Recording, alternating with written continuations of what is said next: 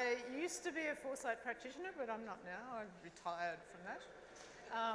And now I'm just thinking and writing about Foresight, what it is and how we use it. So Sohail needs no introduction. I'll let him introduce himself.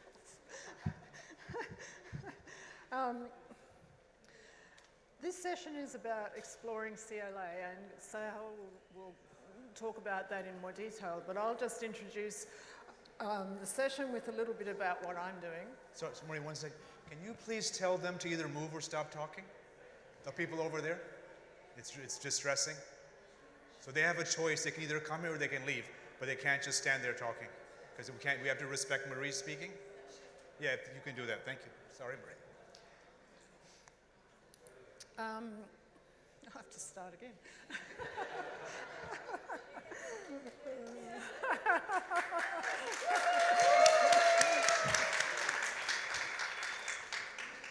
Yeah, so we're going to be talking about CLA, and I'm going to be talking a little bit about what I do, which is in the worldview level of CLA. It's what I did my PhD with, and of course you'll be interested, I know. I'm trying to make a practical framework so that we can actually think about how we think about futures, how we can identify and challenge the assumptions we use when we go into a futures process. And I now say futures process, I don't say foresight process, because one of my tenets now is that foresight is a cognitive capacity. It's not an adjective. Think about it. Technology foresight, strategic foresight, anything foresight. And the emphasis on thinking and challenging our assumptions about futures seems to fall away a bit. So that's my focus now. It's foresight as a cognitive capacity, what it is, how we can surface it, and then begin to use it and nurture it, because it's the thing we need in the world today.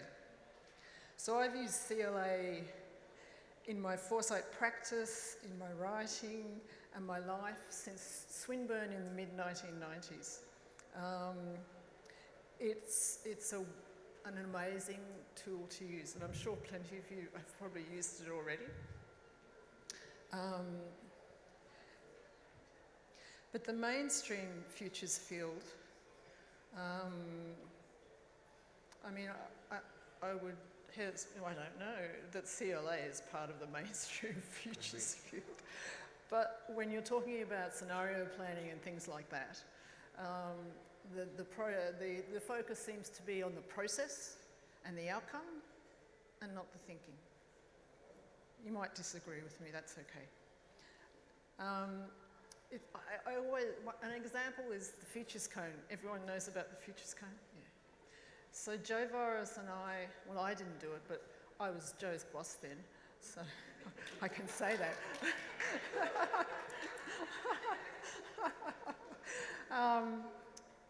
When he developed that futures cone, it was only to help people at Swinburne in workshops to understand that there was more than the future, that there were, that there were multiple futures in the world, some of them more useful than others. But now it's just gone a bit wild, a bit feral. There's so many adaptions of it, and some of them are quite good, but others are just kind of like, here's my version of the futures cone, and I keep thinking, why? Why are you doing this? It had a purpose. Why are you changing its purpose? And I know things have to evolve and all that kind of thing, but there's something missing in much mainstream futures work, and that's the thinking component of it. Thinking before you start the process, understanding your assumptions about futures before you start the process, taking that into the process with you, and having much more expanded and deeper conversations. Because that's what the futures field is all about. An ontological expansion of how you think and apply that thinking in the world. So my work is about connecting worldviews, assumptions, and foresight. in a framework that I'm trying to get finished. So we have to treat foresight as a cognitive capacity, first and foremost. We have to accept that data isn't the only source of information about our futures, that our imaginations are important too. And every futures image we create is based on some sort of assumption. So we have to understand our assumptions. They're at the core of my work.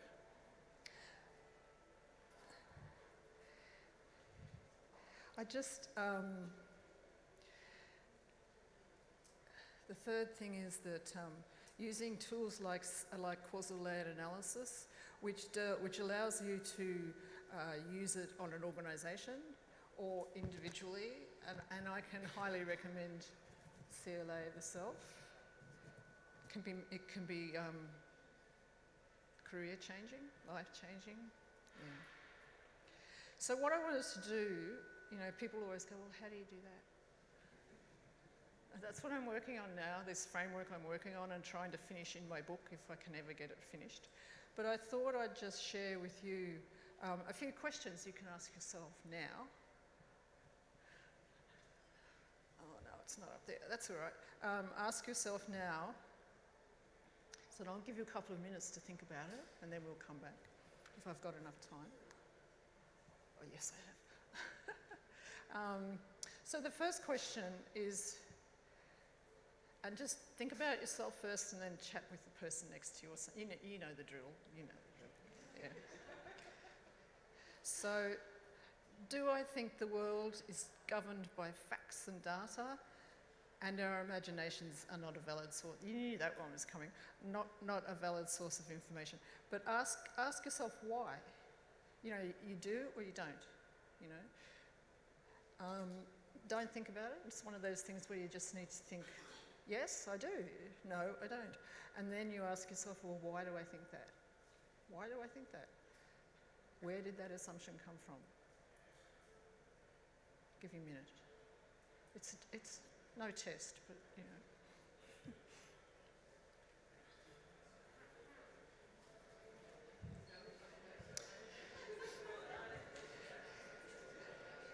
Would you like to do you want to do this sort of exercise? Yeah? Or do you want me to just tell you the questions?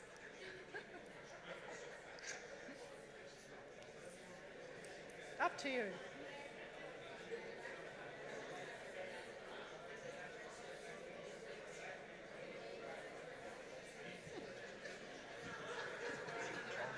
I hope they were talking about the question.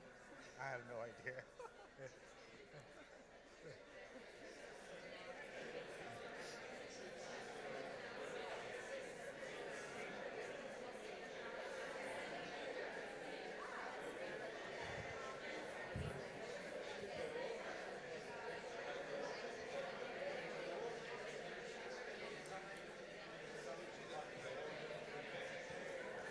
Okay, question 2.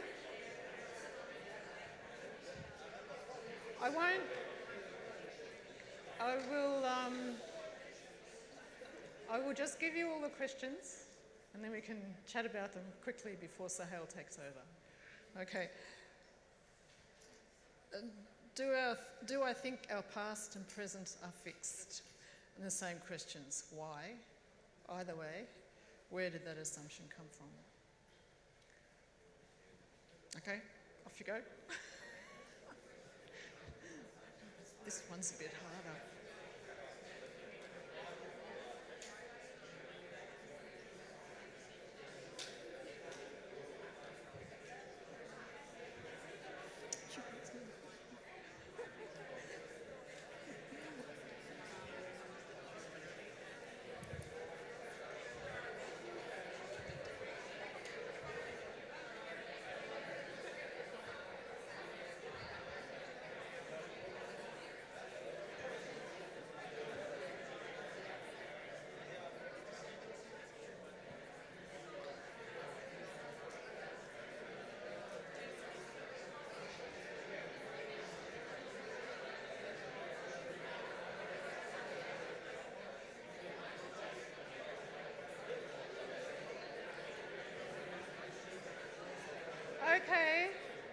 Next question.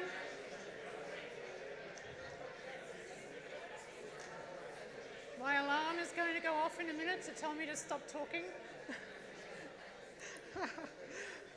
So then, look, I'll just give you the next questions. There's there's three more, but I'll give you those questions now, and you know the process now. It's this is what you're trying to answer. Question: why? Where did it come from? So the next one is: do I believe that our emotions and values matter when we were thinking about futures? So emotions and values in the process.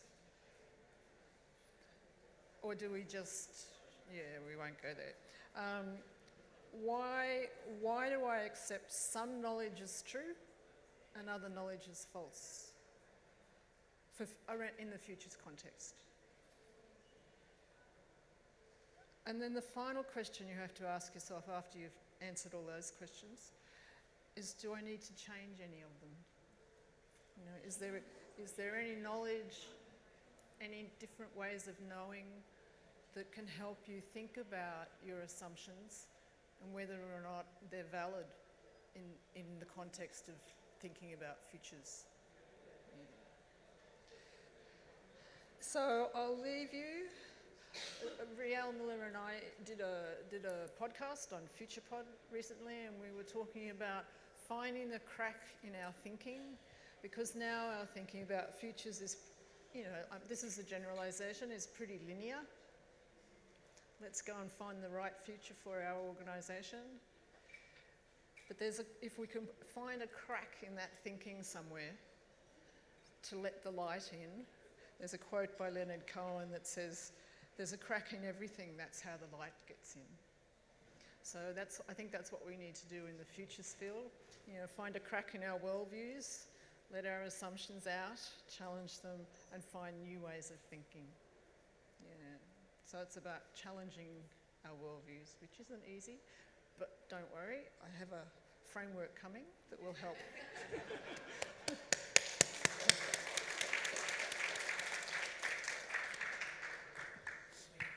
So Maree's conclusion is, be a crack futurist.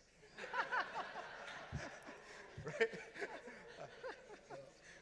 Probably not where she wanted to take this, but I think that's the core insight. Don't look for the cracks, actually become that person. That's where I would want to take this. Try and find the cracks. So this room is in effect a metaphor of our challenge, right? We're trying to focus on inner futures, but there's noise everywhere.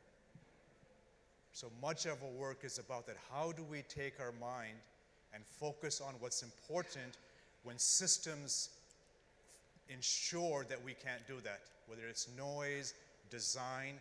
So much of our futures work is how do we redesign a world system such that we don't have a conference during a war and during a genocide.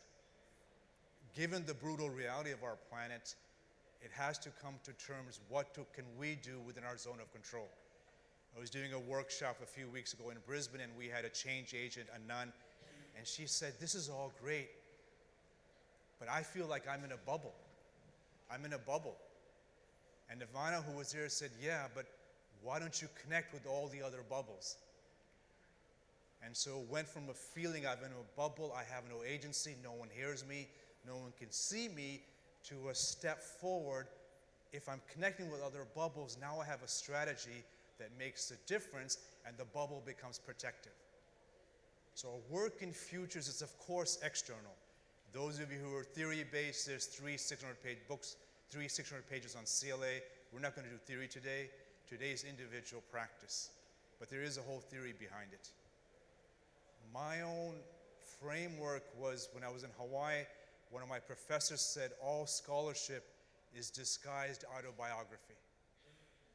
Meaning, as you enter a room, if you're not clear on who you are, if you're doing foresight or futures, you're going to end up in problems. So it's always getting very clear what's your own metaphor. I had one PhD student, he was a famous consultant. I said, "Why do you want to do a PhD? You're already doing well in your world." He goes, I want to switch worlds. I said, okay, so what's my role? And he looked at me, he goes, what do you mean, what's your role? You're my supervisor, you're going to read all my chapters. I said, no, I have no intention to read anything.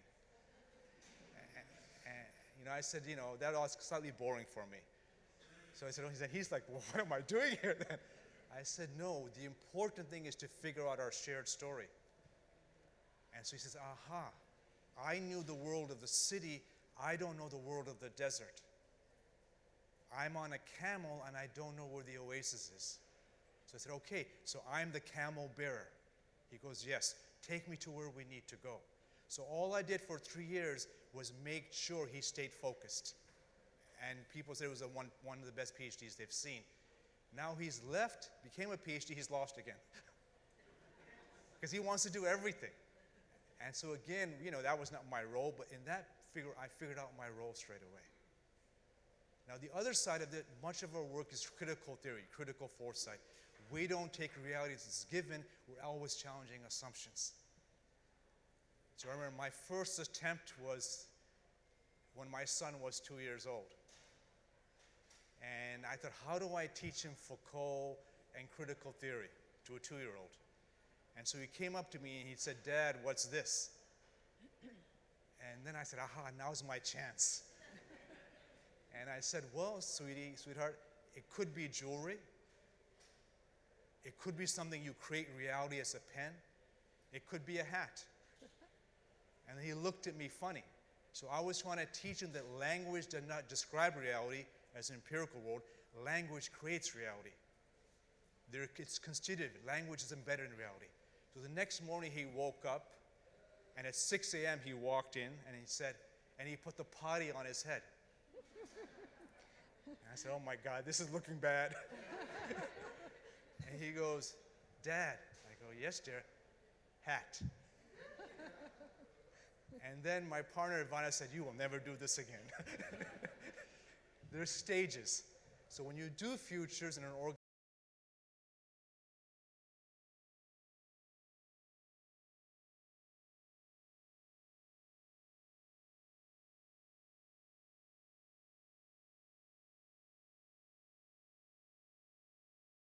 becoming a future creator, a future crackhead. No, what was that? Crack futurist. Sorry, crack futurist. I got to get that right. Crack open our assumptions. Yeah, assumptions, thank you. So this is the phase where you try to get them to transform their story. So my learning, the painful learning was in 2001. It was a workshop, and they were looking at the futures of funding. And their core metaphor was Cinderella, waiting for Prince Charming, which is government funding. So the scenarios were about what are some new forms of funding. Citizen science, corporates funding you beyond government. So it was fantastic using scenarios to develop new strategies. One vice president loved it, the CEO loved it, one vice president was irritated throughout the entire day. At 3:30, she expressed her anger and said, I don't think we should be paying you people. This is a waste of time. And so then, of course, I got anxious. And I looked at her, I said, can you tell me who you are? And I remember their metaphor is Cinderella. And she says, can't you tell? And I said, no, I can't. She goes, I'm the wicked stepsister.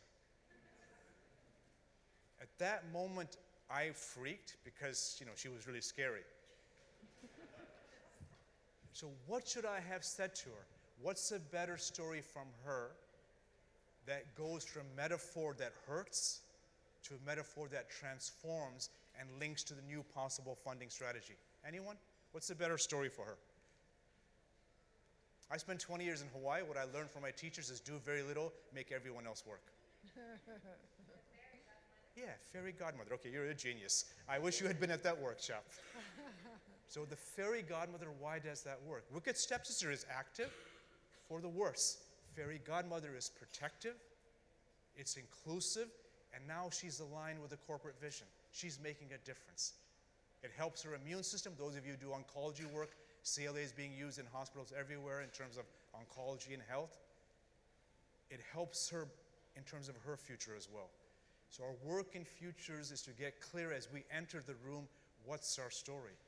So there's a lot of work on evaluation and foresight. So it's very clear to me the evaluation process, even if it's empirical, has to start with who you are and who the organization is, because you're going on a learning journey. That's very different from quantitative forecasting. I start out as a quant person. My first jobs are always regression, canonical analysis. And then when I figured out language doesn't describe reality, language creates reality, then it became very clear, as William Irwin Thompson said, find the stories that make a difference. Once you start to do that well, then you're getting people in the organization to change, then you can do CLA for external work as well. So I was working with Mongolia with the WHO project, and the head of the hospital said, aha, I'm like a golden fish. I said, what do you mean? She goes, well, we're doing scenarios, but every day there's a new crisis. The only way I survive as a hospital director is to smile and look pretty so everyone looks at me. And I said, how is that working? She goes, it's horrible. I'm really upset at the doctors, at the nurses, at the patients. This is bad. So I said, okay, what's a better story given the onslaught in Mongolian public health, alcoholism, drug addiction, what they say, junk food? She goes, aha, I'll become like a bamboo forest. Bamboo forest, the air can go through you but doesn't stick with you.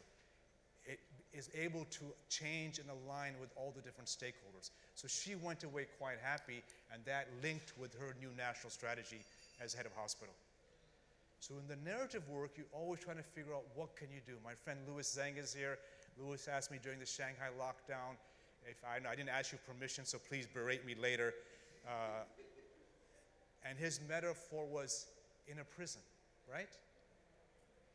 Now the zone of control is critical. When we did the CLA work, his new metaphor was, oh, I'm going to paint the prison. You know? So this is not being disingenuous or creating stories and strategies that are outside your zone of control. Otherwise, always afterwards it'll be worse. So painting the prison becomes strategically new books, new projects. Louis, did I get that right? Thank you so much. He's agreeing. So now let's do a process, because really this is enough. I've given you 3-4 examples. There's a few thousand more. So choose a particular issue you want to work with. So just in your mind or write it down. I'm worried that I'm an imposter in the futures field. I don't know what's going to happen next in my life. Sohail, can I give an example? Okay, we're going to work on, okay, Maree, you're the case study. Yeah. Okay, let's start with you. What's the issue? You asked for it. Okay. Where am I going? Okay, where am I going? That's a good one. So we'll go take, so has everyone written something down? Shaquille, you have one? What's yours? Okay, get pretty quick. What's my PhD going to look like? Okay, that's good. So everyone write down, because this is empirical work now, right? It's a case study. Write down an issue you're working with. Khalid, do you have yours? Oh, come on, Khalid, get to it. Madafar? Okay, so you've written something down. Most of you, I know, it's so good to be in a room full of friends as opposed to weird enemies. That's not so much fun, okay? Now we're going to do the litany. Remember CLA 4 levels. Level 1 is the description of the problem, the litany. Write down, the litany is, what do I say every day? I'm an imposter, I'm not a real futurist. What will I do next? I'm worried, I'm nervous. What will my PhD look like? Litany is the words you say over and over that give you meaning, and they stick you. They may be how you feel. I'm really angry that I don't know what I'll do next. Yeah. I hate this. Huh? I hate this. I hate this. Why do I keep doing this every day? Why do I keep doing this? Every day. Perfect. So that's level 1 analysis. She hates giving speeches and workshops, and here is Maree doing it. Okay? It's brilliant. You see how good she is? This is the reflective practitioner. They do good in the world. As far, okay. So everyone, have you done litany? You got to be doing this. Otherwise, I'm not going to be your clown. I spent years being a clown, no interest. Litany is level 1 analysis. Level 2 analysis, what I learned from Hal and Cedra Stone, we're not one self, we're many selves. An adult self, a child self, perfectionist, controller, an autocrat, a democrat. We have 10, 20 selves. There's always a tension between selves. And the tension comes out in weird ways. My friend Mark, he's an osteopath, it comes out in the body, right? The body tells you something. So write down, where is the conflict? Why are you upset? Why are you angry? Khalid, what's the conflict in your cells? Okay, there's too much running away. Fair enough. That's a good decision too. I can't handle this. On the run. Okay. It's okay. He just got a phone call. The CEOs always say that when I do this, the CEO level, sorry, my chair of the board is calling me. No, it's the Prime Minister. Okay. Khalid, what's the conflict between selves? Huh? I'm not married. Yeah. Khalid is a handsome, eligible bachelor, brilliant futurist. I should be married. My mom and dad said, let's get married. I don't want to get married. So we have two selves in conflict. So he's available after the meeting, by the way. And mine was, I'm stuck in the role of a consultant. Stuck in the role of a consultant. So which is the other self, though? My writer self. So, okay, here we have two selves now. Author, brilliant author, working on book, and I'm stuck as a consultant. Does that make sense? And these selves come out surprising. I was with my mother and my brother, both are ill and dying, last week for 10 days. And I go to Pakistan 4 or 5 times a year. And suddenly at night, I had this dream about this big mustache guy who was scaring me and going to take me to train and take me away. I thought, oh my God, I've not had that dream in 55 years. I thought, who is this? And I thought, aha, I feel if they die, I'll be alone. So there's a collective self and an alone self. And I say, aha, I thought I had worked this out, I haven't. So it's level 2 analysis. Everyone has that? Maree's was brilliant. Khalid has been fantastic. Shaquille, what's yours? Louder?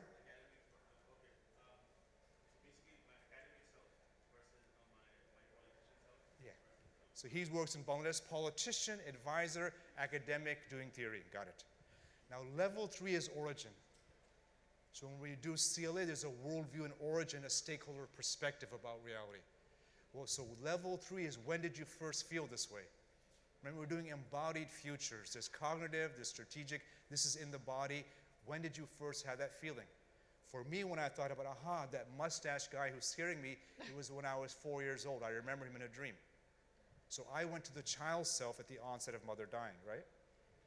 So when did you first have that conflict about, I need to get married, but I'm not sure if I want to? Yeah. But you must have had that feeling, okay, so it's the feeling of getting older. Yeah. Age is coming. Maree? It was related to, I always followed the rules, even from when I was a child. I had to be the good girl. Got it. Yeah, so that was my metaphor then. I'm a good girl. So Maree has done level 3 and 4. Yeah. So the origin was I follow the rules, so it's a rules worldview. And of course the strength of Australia is it follows the rules, so it's transparent, good governance, gets institutional funding from all over Asia because it's a rule follower, right? In Australia, if you want to spend 50 years in jail, get outside a queue, you're dead. I mean, you should see, political battles are won and lost in Australia on one story, are you following the rules? So it's core. So everyone got that? So the origin, everyone has that? And underneath it, what's the metaphor? Maree is so good at this. I'm the good girl. No, it was great. I used you for that. So Prime Minister said you could come back. Always good. So what's the core metaphor underneath it? Yeah. So the good girl, Khalid? I'm forcing you to do this, so you can yell at me later.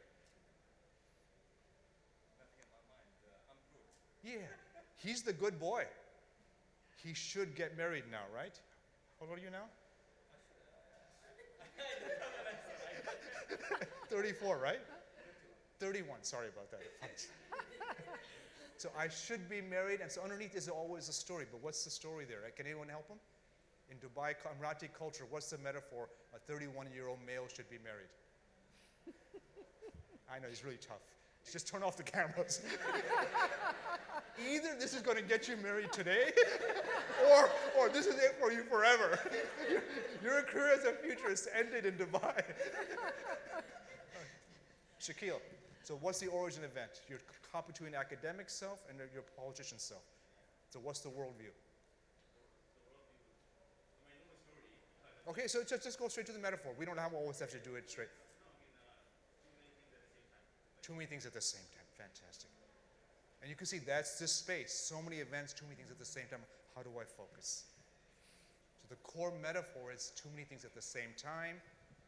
The good girl, the good boy who should get married. Follow the tribe. I feel like I'm a nail. A nail. That's fantastic. Perfect. You see what he did there? Now, he's a strategist working at high levels in government, but he switched to metaphorical language. I feel like I'm a nail, I'm being hammered. Yeah? How good is that? You get a start there. Marriage proposals accepted. I've already spoken to his mother and father. It's all good. See, but when you got us to work with you in Abu Dhabi, you didn't know there was a part 2 to this. Okay, feel like a nail being hammered. Make sense? So now you've done the deconstruction. All critical theory, Foucauldian, you name it, it's challenging reality. What's the core narrative that's preventing us from a better future? We were working with the UN in Bangkok last month, and all of us are frustrated. And one of the directors, I said, so what's preventing us from systemic change? He goes, the UN is like a soccer pitch, and the UN is a referee with a small whistle. And all the 11 players think they're Lionel Messi. So that's the narrative. At systemic level, it means 5 countries have veto power, ensuring nothing is possible on this planet. So the story aligns with the strategy. What's the better metaphor? Maree. As free as a bird. Free as a bird. There you go. So now you've shifted. The good girl who must follow the rules, and now free as a bird. So you can decide, do I take the next speech? Do I do the next book? So now the metaphor goes from... Do I retire? What's that? Do I retire? Or retire. So the metaphor goes from very passive to active. It opens up space. That's what we did. Now, what's our preferred future? Yeah. So futures start with deconstruction, then reconstruction. Where do we wish to go? So the new metaphor is free as a bird. Now, with most groups, I don't do this, but we have a few more minutes. So given Maree, is okay? Okay. Yeah, of course. Given Maree is here, she's moved here. Now, Maree, don't answer. What's the in-between metaphor? All of you who are strategists know 2023, 2045, the Ghanaian world polity. That's there. What's the in-between story? Because this may be too far for free as a bird. She's been a good girl for, you're 48, 52? 65. 65, Jessica.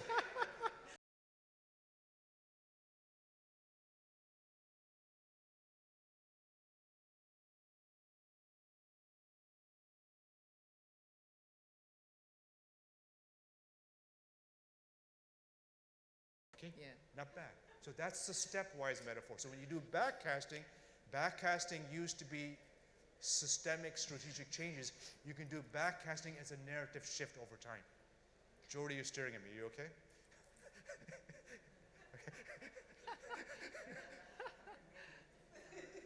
Okay. Okay. So what's the better metaphor for Khalid here? Nail being hammered due to societal views. What's the better story? A what? A magnet. A magnet. How good is that? Okay. So magnet is much more powerful. Now, why does this work? There's something called microvita theory. Level 1 is as you change your story, it's epistemology. Once I change my story, because epistemology has changed, I see different things. That's what's called the weak microvita hypothesis. The strong hypothesis, probably people like Mark go into, ontology changes. Yeah. Now, I'm not prepared to have that debate today. That's a different time. But we know epistemology changing, you see the world differently, everyone reacts differently.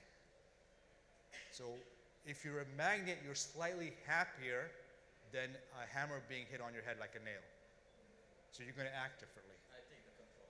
You take control. Yeah. There you go. Maree? Yeah, I mean, for me it was about, if I wanted to be free as a bird, then I had to learn how to trust myself, Yes. be more curious, allow myself to be anxious, because I live with anxiety, so instead of trying to push it away, it's okay, So her insight is not just personal. When you work with institutions, organizations, you're clear, here's where they're at. We had one with law enforcement. His issue was he was 30, everyone else was 60. He was trained in the world of competition. His metaphor was an iPhone in a room full of Nokias. And I had, the senior detectives, they said, oh my God, what do we do with this guy? And then he changed his metaphor to co-design chip maker. I'm co-designing with the senior detectives. They have experience, I have cyber intelligence, so we work together. So that leads to a kind of a new shared story. Does that make sense? Okay, so now we had Khalid, Maree, Shaquille. What's your metaphor? Shaquille left? He made a run for it. There he goes. Okay, what's the metaphor? But you had the two selves, professional, lobbyist. Yeah. So the new metaphor is the avatar the last airbender, meditating in the midst of pumpkins. Okay, so too much going on to now avatar and airbender. You're still and focused on creating your new future. Pretty cool. Now, as you know in CLA, you want to now go from metaphor to strategy. Because words create reality, but words have to be embedded in practice. Otherwise, what happens? They become just words. And when the system, all systems, when they sense narrative shift, go into disequilibrium. In the disequilibrium phase, since it's now open, another self can come in.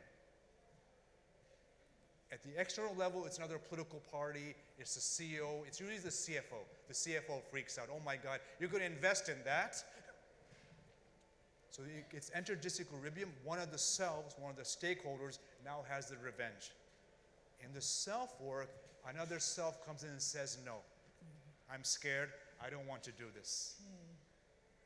It was, I'm used to having the hammer in my head. Now a magnet, it's fantastic, 5 minutes, but it feels weird. So you have to have a practice that it encourages it, enforces it. So what's a practice that we can help you all in your magnet world? Think about it for a second. Shaquille, what's the practice that you can use to support? He ran away again, huh? He's always on the run. No wonder he says too much is going on. Shaquille, it's not them, it's you. Maree, so what's a support practice that can help? Sorry, It's okay. I'm putting a timer on so we finish on time. Yeah, don't worry. So, okay, then there's a time for I'm everything. following the rules. She went back to following the rules. Well, someone told me to. So those of you who do futures, you know what happens. You get an organization, a country, it moves here. There's a crisis, and what happens in the crisis? They move back to the old story. So that's why there's all these experiments you embody. You find your story to keep it going. Please. Well, for some of us that live a little bit differently, we could share our stories to show that there are others that have lived differently. Okay, that's not bad. So that's good. So as you move to the new story, you find other people who share that perspective. So with that Nana I was telling you about, she goes from I'm in a bubble to I'm connecting the bubbles. And then her strategy is to make sure to find the bubbles. So she goes from alone to the connector.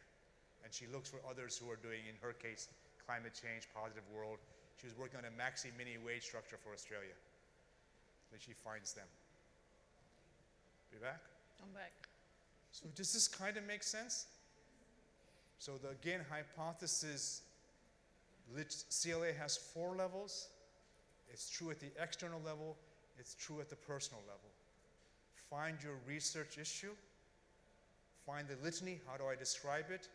What's the conflict between selves? Why does this make me angry? What's the origin event? Why does this occur? And then what's the core metaphor? Once you've done that, what's the better story that gets you to your vision? And then you look for systemic shifts. Now, once you start an intervention scheme, say you're now head of Abu Dhabi Futures, my friend Dr. Syed there, right? So he now has to do all this new work.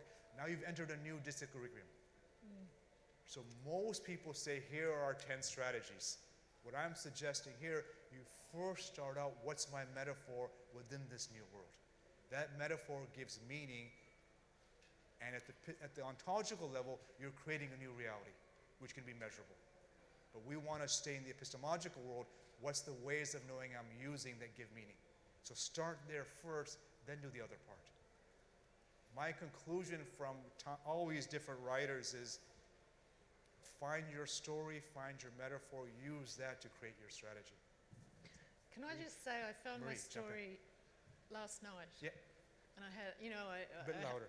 I'd done CLA, I'd done everything, I'd found my metaphor, but I found my story last night. Okay, And this is the first time I'm saying it in public. thank you. That I'm not a Foresight practitioner, I'm a Foresight thinker, Yeah. and writer. It's perfect. And that's Very clear. This is the worldview shift. Foresight practitioner is my worldview. No, I want to be a Foresight thinker, and I have a metaphor that supports that. And now you have 100 people who are going to make sure you do that. Conclusion, please buy Maree's book. Yes, please. It'll be out soon. Conclusion, if you know a single female, Khalid is available. I'm supporting him in his magnetic journey.